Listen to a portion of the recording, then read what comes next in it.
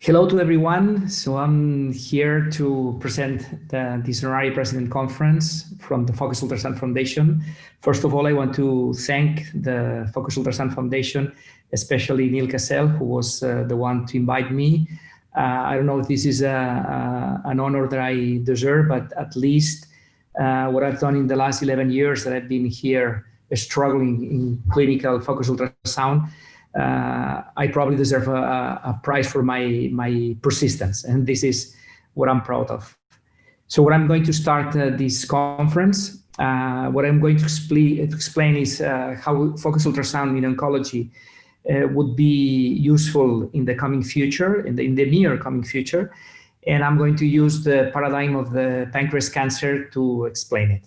So I put this fancy title, Strategies of Intrusion, Anonymity, and Resistance, because this is probably philosophically what we have to think when we think on these difficult cancer locations when we have been not succeed with the standard treatments, and focus ultrasound can be something that can make a difference in this case.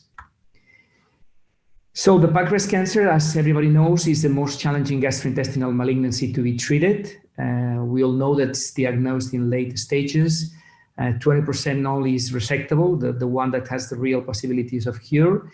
And the rest, 80%, either metastatic or borderline or non-resectable, are not candidates to be cured. The anatomic location of it, which is very deep in the abdomen with difficult surgical access and difficult ablation access, makes this tumor very difficult to treat with different techniques. Also, what we have been discovering recently, and all the treatments dedicated to disrupt what is called the microenvironment, is because the stroma is very strong, and the penetration of the treatment, either chemotherapy, immunotherapy, or radiotherapy, is challenged. And also, we have discovered recently also that either that we have immunotherapy, the low to mutations burden in this type of cancer makes the immunity difficult to be successful in this case also. So that it's also what we have to add to this difficult case. So what we find in the clinical practice, normally with gastrointestinal malignancies. So besides the fact that by itself the pancreas cancer is difficult, we also find that it has recurrence after several chemotherapy lines. All of these patients have unbearable toxicities because of the different chemotherapies lines that they have used. There are organ recurrences in main organs. There are peritoneal recurrences. The tumor uptake of chemo and immunodrug is low. There is low burden of mutations and low capacity to be activated immunologically. And also there is a concept that's called Miliar Disease, where you can have a disease that's very spread with small nodules all over the place that make difficult a focal treatment. So our fellow medical oncologists have dealt with that from the last years, and they consider that the best treatment, that the best approach for this case would be systemical, and they use the tumor boards to make smart, meaningful, collaborative, and multidisciplinary treatments that include all the physicians that take care of this disease, and all of them decided what would be the best case scenario for any case, trying to personalize the treatment of the patient. And this is what at the end and what is probably the most advanced treatment that we can find now for pancreatic cancer. So we can have chemotherapy with the main standard treatments, and that arrives to the tumor thanks to the vascular system. We can have radiotherapy that makes DNA damage and disrupts the dysfunction of the mitotic foundation and provokes apoptosis, necrosis, and senescence of the tumor. And also the treatments that are recently appeared, which is the immune checkpoint inhibitor therapy. And along with that, recently we have been used vaccination, we have been used immunogenic tumor priming, we have been used co-stimulatory molecules and chemokines, and stromal therapy. Again, stromal therapy to disrupt this very difficult microenvironment of the tumor and make that the cancer-associated fibroblast gets disrupted, and we can get treatments there to penetrate into the tumor.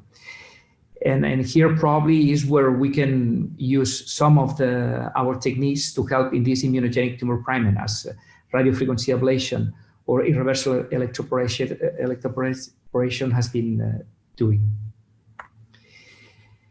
This is a nice paper that shows the cycle of the tumor that tries to evade, to escape from the immunological action. So the immune system first tries to recognize the cancer cell antigen, to present it to the dendritic cells that make priming and activation, increases the lymphocyte T cell trafficking, infiltrates with T cells the tumor, make this tumor recognized by the T cells, and then obtain a cancer cell killing. But all the strategies of the tumor that I must say that this moment are very successful go against these 7 cycles. And so inhibiting all these cycles or stimulating proteins and situations that can overcome these, the pancreatic cancer obtains the immune evasion of this. And as we can see in the other slide, in the right side of the slide, we can find strategies, systemic strategies to overcome this cell cycle immune evasion. So chemotherapy and radiotherapy can help to the cancer antigen release, cancer vaccines to the presentation, epigenetic therapy in the T cell trafficking, anti-angiogenics in the T cell infiltration, CAR T cell therapy in the cancer cell recognition, and anti-PD-1 or PD-L1, the checkpoint inhibitors in cancer cell killing. But this is hypothesis, and this is what is being researched, and still it's far from being a reality. So we find that we have these problems: the tumor microenvironment, the fibrotic tissue, the cancer cell recognition, deliberate treatments, immunity, and from the focused ultrasound community, we can find solutions, or we can find possible solutions to these problems.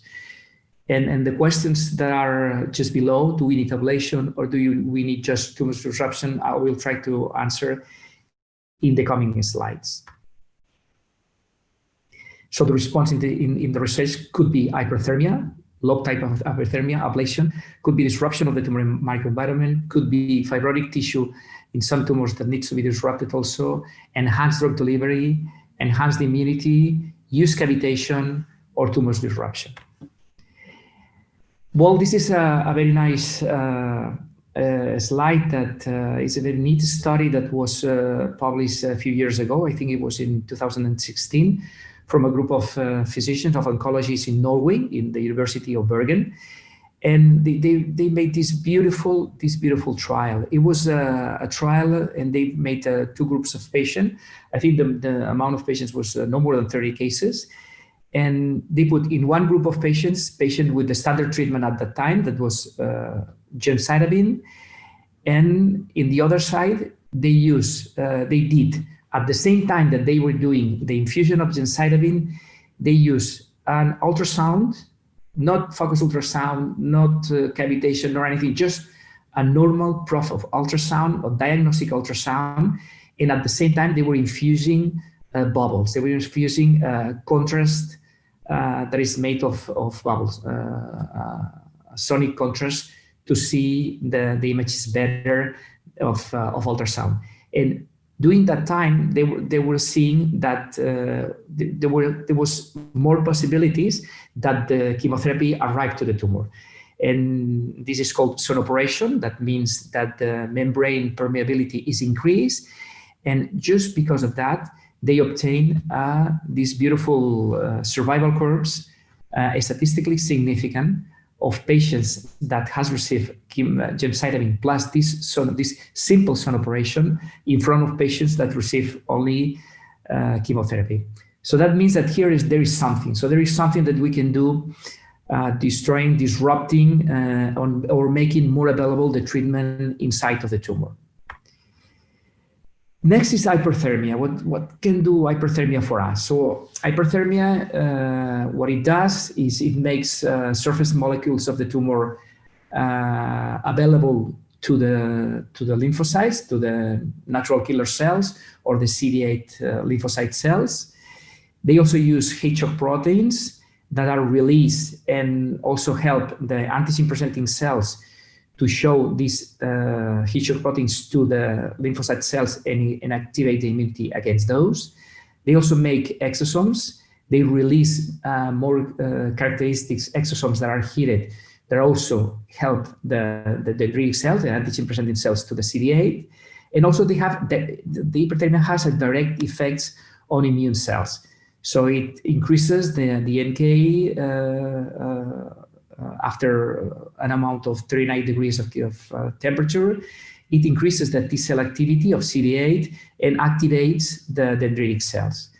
And also it has another effect. So it improves the tumor perfusion. So what it does is that makes that the tumor gets more oxygen, more vascularization inside. There an increase of the addition molecular expression and facilitates the lymphocyte trafficking inside the tumor.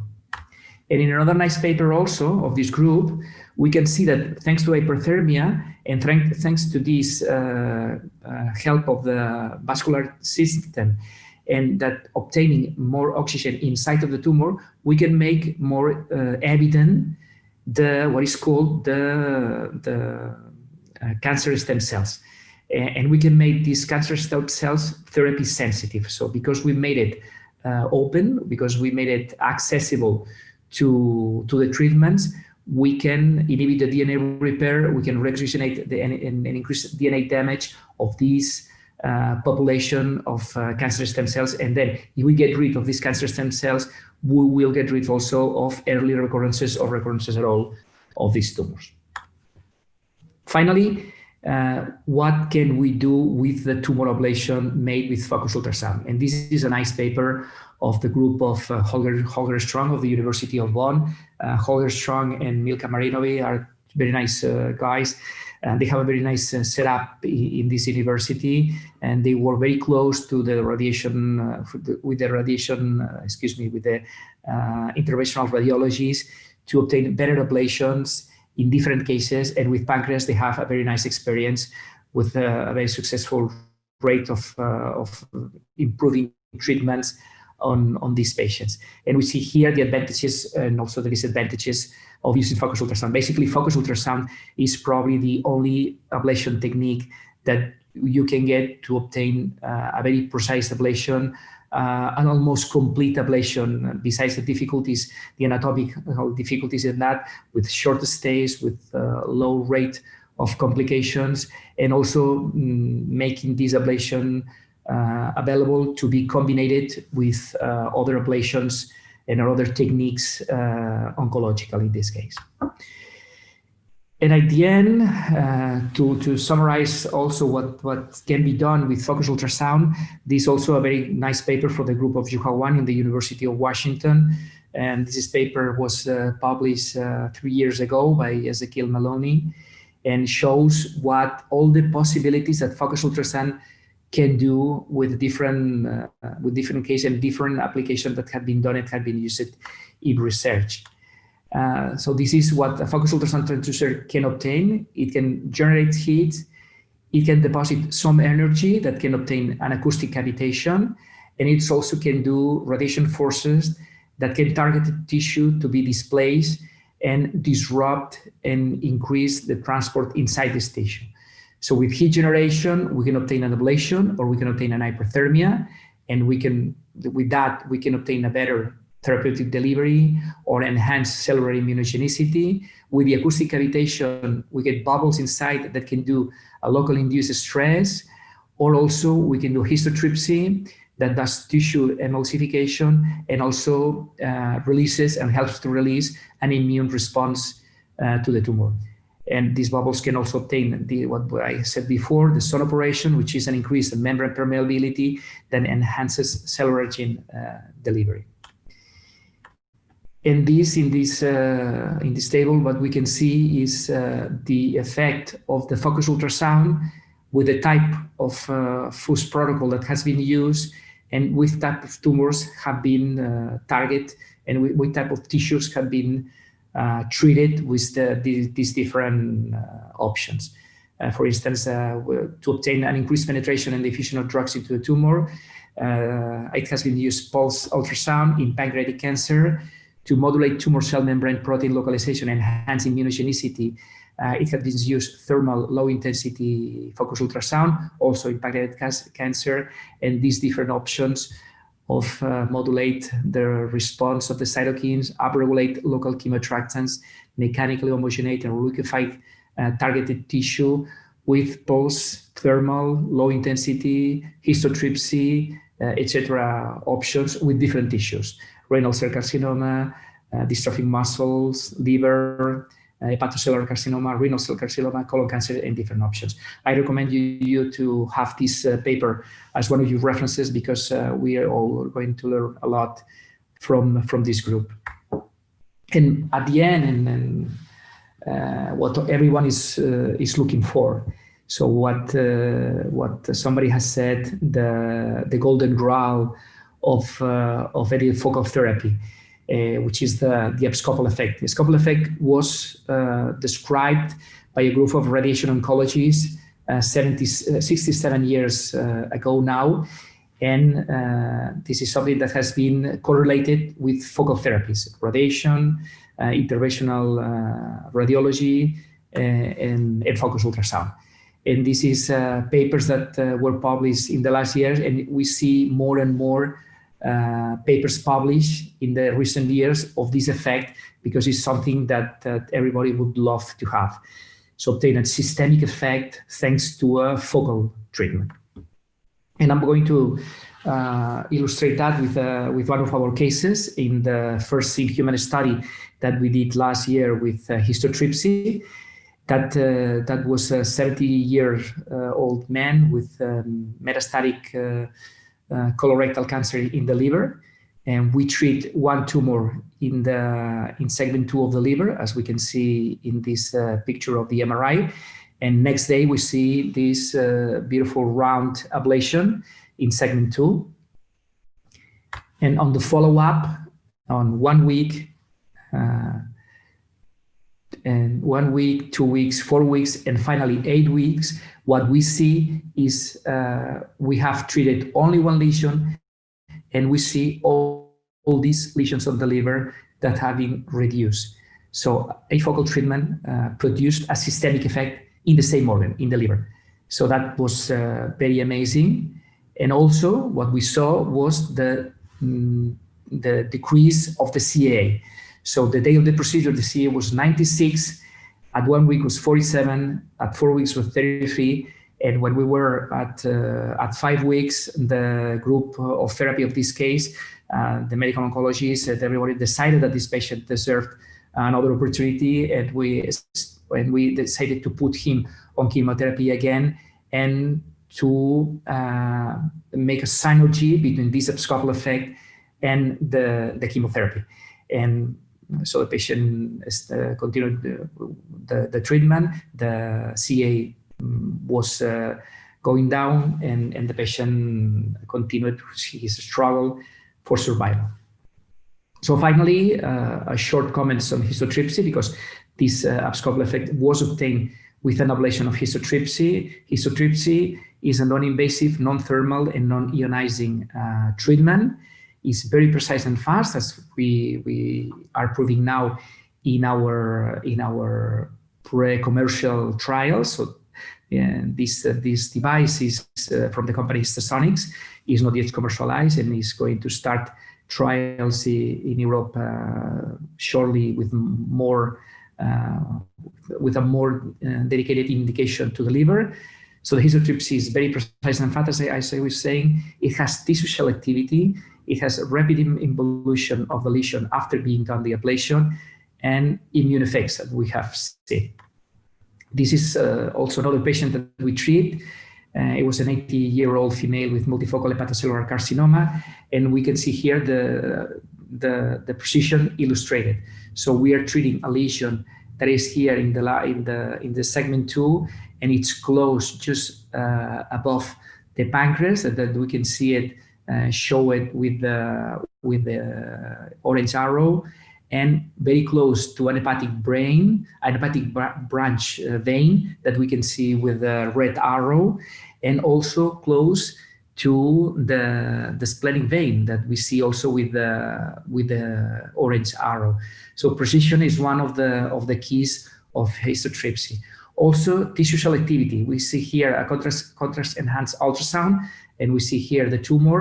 And one day after the ablation, we see with this red arrow a vessel that is patent, that has been respected by the ablation. So the ablation has get rid of all the tumor, but has respected the vessel inside the planned ablation volume.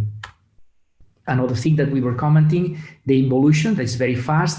It's almost complete after 3 months of the ablation. We can see it here with different timings of the ablation. We can see first the tumor, then we can see the ablation obtained at the day after the procedure, at week, 1 month, 2 months, and 3 months. With the ablation lesion, it's completely healed with no tumor remaining in the site. So this is very helpful because it makes us differentiate what is the ablation that's reducing from the tumor, from other tumors in the same case, that maintain a stable of the non-target tumors in this case of that patient.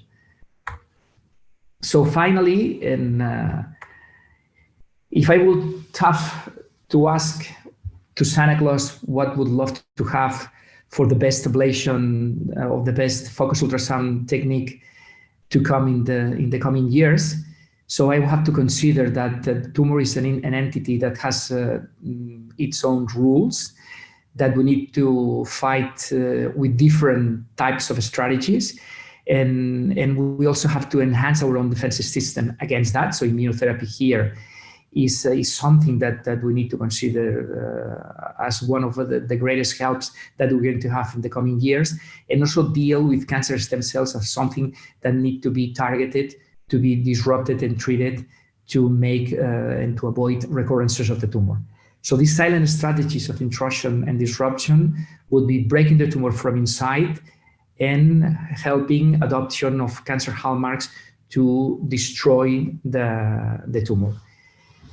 And to conclude, these 2 next slides, the last 2 slides, that explain something that the people from California Tech Institute is researching now, which is called Oncotripsi. So the Oncotripsi is a very nice setup of research that shows how can be destroyed specifically the tumor cells with low intensity pulse ultrasound, because they have diagnosed and they have find which are the frequencies of the cancer cells different from the normal cells. And they have targeting the cancer cells with different frequencies, and they obtain destruction by mechanical oncotripsy, what they call mechanical disruption of only the cancer cells. So we'll have to follow these people very closely, because this is something that's going to come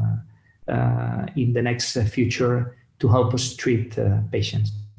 So I have enough. Also, I want to thank again the Focus Ultrasound Foundation and all of you for your patience listening to my talk from sunny Barcelona and from at this moment pandemic Barcelona. So I thank you again, and I hope you will enjoy this excellent virtual conference.